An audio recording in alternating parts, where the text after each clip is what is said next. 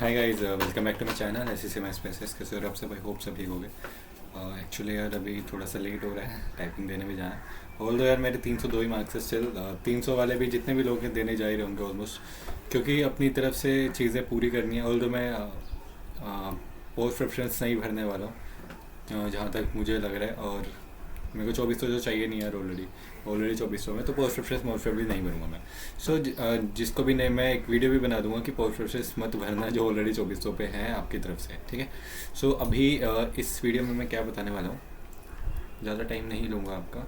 एक एक चीज़ है जो काफ़ी लोगों को पता होगी एंड कुछ को मतलब कुछ लोगों को पता होगी एंड मोस्टली लोगों को नहीं पता होगी, जो अभी बिगनर है, ठीक है। जिन्होंने डीवी अटेंड किया हुआ उनको पता है कि पीए वर्सेस टीए, इसके बीच में थोड़ा सा डिफ्रेंशिएट कर दूँगा मैं आपके लिए कि आपको कौन सी चूज़ करनी चाहिए, कौन सी चूज़ नहीं करनी चाहिए। एंड देखो, अब मैं जैसे वैसे पहले भी बताया था कि इसमें वर्कलोड बहुत ज़्यादा है और इसमें मिनिमम है, सबसे मिनिमम है ना जो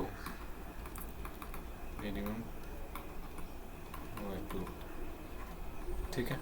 लीस्ट है इसमें, लीस्ट मान के चलो, मिनिमम मान लो लीस्ट। इससे नीचे किसी में भी नहीं है वर्कलोड जो टीए में है, ठीक है। अभी बस इतना मान के चलना, और वो भी मुंबई में। अगर दिल्ली जैसे में मिल गया या फिर यहाँ पे ज़्यादा काम रहता है तो वहाँ पे थोड़ा बहुत रहेगा, स्टिल मुंबई में तो बिल्कुल नहीं है, मैं बता देता हूँ उनको पहले। एंड इसके अलावा देखो, इनकम टैक्स में जो भी टीए है, इनकम टैक्स में आपका ये नहीं होता कि आप टीए हो तो सिर्फ टीए का काम करोगे। सो इसमें आप किसी का भी काम कर, मतलब इंस्पेक्टर का काम भी, अगर जैसे जैसे आपको काम आता जाएगा सीख सकते हो कभी भी। एंड जो भी आपको काम आता है तो उसी के बेस पे आपकी वैल्यू है वहाँ पे, ठीक है। सिर्फ पोस्ट का नाम टीए है, लेकिन वो आपके ऊपर डिपेंड है कि आप काम करना क्या चाहते हो, ठीक है। सो एन पी ए में वर्कलोड बहुत ज़्यादा है। अगर किसी को स्टडी करनी है आगे फर्दर तो डेफिनेटली टी ए चूज़ करना। एंड पी ए में थोड़ा सा वर्कलोड ज़्यादा है तो प्रेशर ज़्यादा रहेगा, टाइम कम मिलेगा आपको, ठीक है।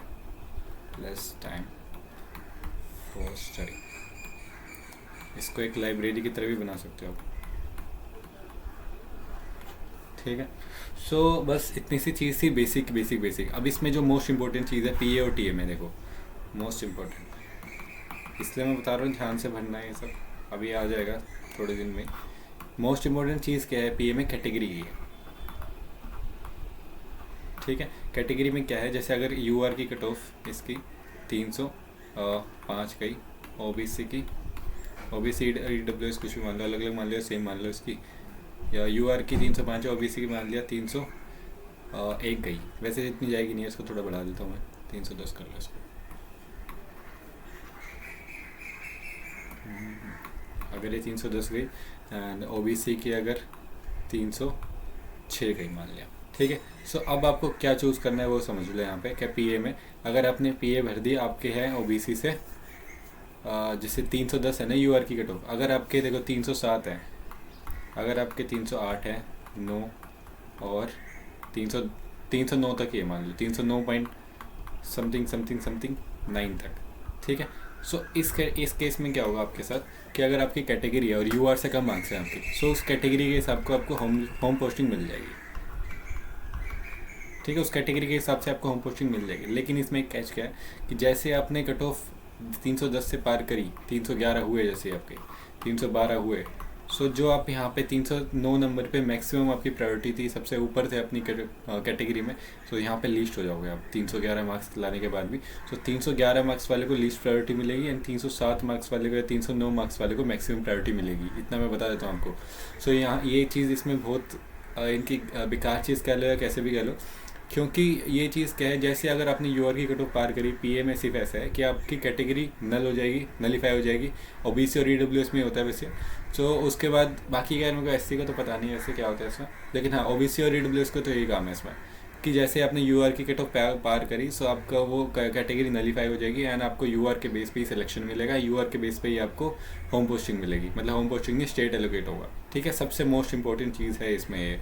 एंड इसमें यार एक और चीज़ मुझे बतानी थी, क्या अभी भूल गया मैं। हाँ, एक केस में मैं बता देता हूँ, मेरे भाई का ही केस है ये,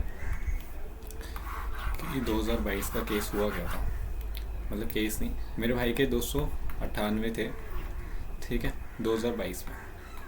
और किसकी कट ऑफ कितनी गई थी, 2000 ओबीसी और यूआर की शायद 292 थी, और ओबीसी की 289 थी आई गेस, इतना याद है मुझे, या फिर 296 थी इसकी, या फिर इसकी 292 होगी, बस इतना ही था मेरे ख्याल से।